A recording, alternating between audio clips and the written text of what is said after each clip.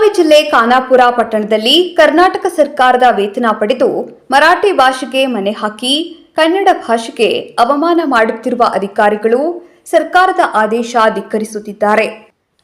ಸರ್ಕಾರ ಕರ್ನಾಟಕದಲ್ಲಿ ಸರ್ಕಾರಿ ಹಾಗೂ ಖಾಸಗಿ ಕ್ಷೇತ್ರಗಳಲ್ಲಿ 60% ಕನ್ನಡ ಭಾಷೆ ಕಡ್ಡಾಯಗೊಳಿಸಿ ಆದೇಶ ಹೊರಡಿಸಿದೆ.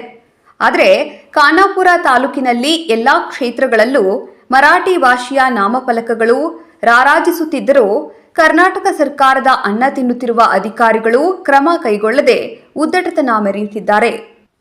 ಹೀಗಾಗಿ ಇಂದು ಕರ್ನಾಟಕ ರಕ್ಷಣಾ ವೇದಿಕೆ ಪ್ರಧಾನ ಕಾರ್ಯದರ್ಶಿ ವಿಠಲ ಹಿಂಡಲ್ಕರ ಹಾಗೂ ಭೀಮಾ ಆರ್ಮಿ ಭಾರತ ಏಕ್ತಾ ಮಿಷನ್ ತಾಲೂಕು ಅಧ್ಯಕ್ಷ ಸಂದೀಪ್ ಚಲವಾದಿ ಅವರು ಅಧಿಕಾರಿಗಳಿಗೆ ಕರ್ನಾಟಕ ಸರ್ಕಾರದ ಕಾನೂನನ್ನು ಪರಿಪಾಲಿಸುವಂತೆ ಎಚ್ಚರಿಕೆ ಕೊಟ್ಟಿದ್ದಾರೆ.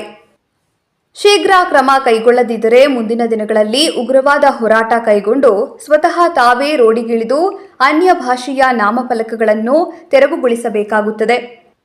ಈ ಸಂದರ್ಭದಲ್ಲಿ ಏನಾದರೂ ಅಹಿತಕರ ಘಟನೆಗಳು ಸಂಭವಿಸಿದರೆ ಅದಕ್ಕೆ ನೇರ ಹೊಣೆ ತಹಶೀಲ್ದಾರ್ ಹಾಗೂ ಪೊಲೀಸ್ ಇಲಾಖೆ ಆಗುತ್ತದೆ. ಮತ್ತು ವೈದ್ಯರು ರೋಗಿಗಳಿಗೆ ಔಷಧಿ ಚೀಟಿಯನ್ನು ಕೊಡಬೇಕಾದರೆ ಕನ್ನಡದಲ್ಲಿ ಬರೆದುಕೊಡಬೇಕೆಂದು ಆದೇಶವಿದೆ. ಇದರಿಂದ ಸಾರ್ವಜನಿಕರಿಗೆ ಯಾವ ಔಷಧಿ ಬರೆದಿದ್ದಾರೆ ಎಂದು ತಿಳಿಯುತ್ತದೆ. ಆದರೆ ಇದನ್ನು ಯಾವ ವೈದ್ಯರು ಪಾಲಿಸುತ್ತಿಲ್ಲ.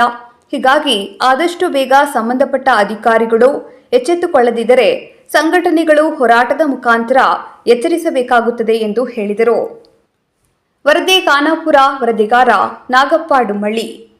ಇವತ್ತಿನ ದಿವಸ ಖಾನಾಪುರ ತಾಲೂಕಿನಲ್ಲಿ ಏನು ನಮ್ಮ ಕರ್ನಾಟಕ ರಕ್ಷಣಾ ವೇದಿಕೆ ಪ್ರಧಾನ ಕಾರ್ಯದರ್ಶಿಗಳಾದಂಥ ವಿಠಲನ ಹಿಂಡಲ್ಕರ್ ಅವರ ನೇತೃತ್ವದಲ್ಲಿ ಈ ಹಿಂದೆ ಕೂಡ ಒಂದೆರಡು ಮನವಿಯನ್ನು ಸಲ್ಲಿಸಿದ್ದೇವೆ.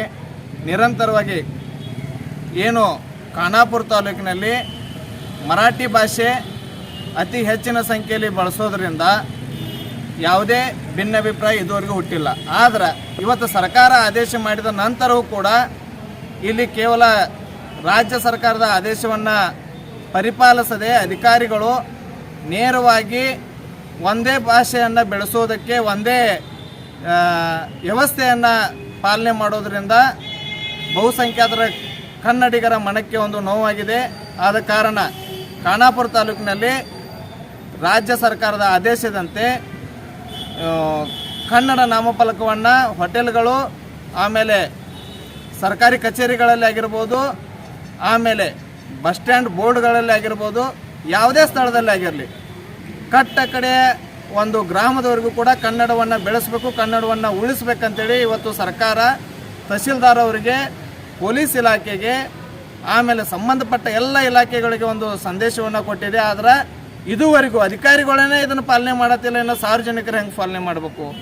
ಮುಖ್ಯವಾಗಿ ಇದನ್ನು ಅಧಿಕಾರಿಗಳು ಕೂಡಲೇ ಕನ್ನಡವನ್ನು ಬೆಳೆಸೋದ್ರ ಕಡೆ ಒಂದು ಚಿತ್ತ ಹರಿಸಬೇಕು. ಕಡ್ಡಾಯವಾಗಿ ಒಂದು ವಾರ ತಹಶೀಲ್ದಾರ್ ಅವರು ಎಲ್ಲ ಅಧಿಕಾರಿಗಳಿಗೆ ಒಂದು ಗೈಡ್ಲೈನ್ಸ್ ಮಾಡಿ ಕನ್ನಡದ ಬಗ್ಗೆ ಅರಿವು ಮೂಡಿಸುವಂಥ ಒಂದು ಕಾರ್ಯಕ್ರಮವನ್ನು ಪೈಲ ಮಾಡಬೇಕು.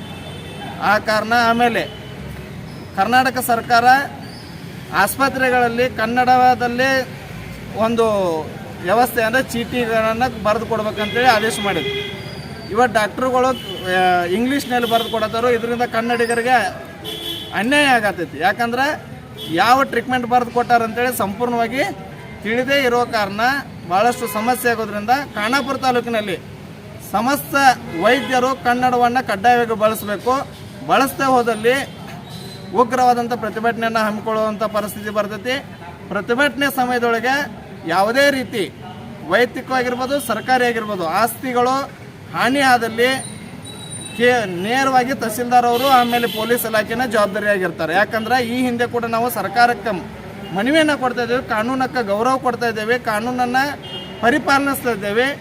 ಆದರೆ ಇವರು ಅಧಿಕಾರಿಗಳು ಅದನ್ನು ಪರಿಪಾಲನೆ ಮಾಡದೇ ಇರೋದರಿಂದ ಉಗ್ರವಾದಂಥ ಪ್ರತಿಭಟನೆಗೆ ನಾವು ಕರೆಯನ್ನು ಕೊಡ್ತಾ ಇದ್ದೇವೆ. ನಿಮ್ಮ ಹೆಸರು? ಸಂದೀಪ್ ಚಲವಾದಿ, ಭೀಮಾ ಆರ್ಮಿ ಭಾರತ ಏಕ್ತಾ ಮಿಷನ್ ಸಂಘಟನೆ ತಾಲೂಕಾಧ್ಯಕ್ಷ.